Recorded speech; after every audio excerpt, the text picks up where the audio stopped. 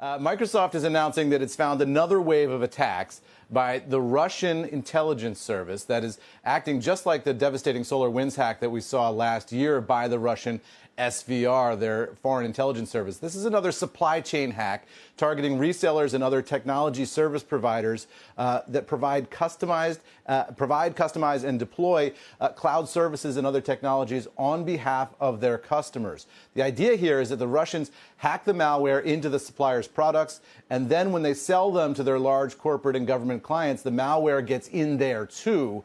Microsoft says between July 1st and October 19th of this year, we informed 609 customers that they had been targeted 22,868 times by Nobelium. That's what Microsoft calls this group, which has been identified as the Russian SVR. So this is an enormous increase in nation-state hacking. By comparison, Microsoft says the Russians have done the same amount of hacking in 3 months here that all other nation-state hackers did in the previous 3 years. That is a lot of hacking. Now, Microsoft believes the Russians are digging in for the long haul on this. They say all of this also is going to be bad news for the Biden administration, which has been talking about the apparent lull in Russian ransomware hacking since the Biden-Putin summit in Geneva over the summer.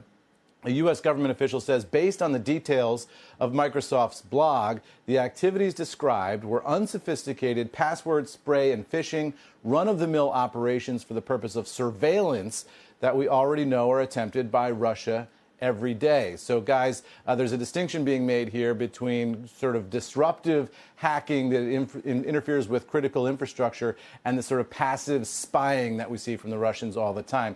That's the U.S. government officials' take on this, guys. Back over to you. Well, I mean, we've had, it's not new, Eamon, and people, every week we have people on the show that say they have an answer for this. Haven't there been a lot of, protective measures taken over the past 6 months since this first reared its ugly head? Yep.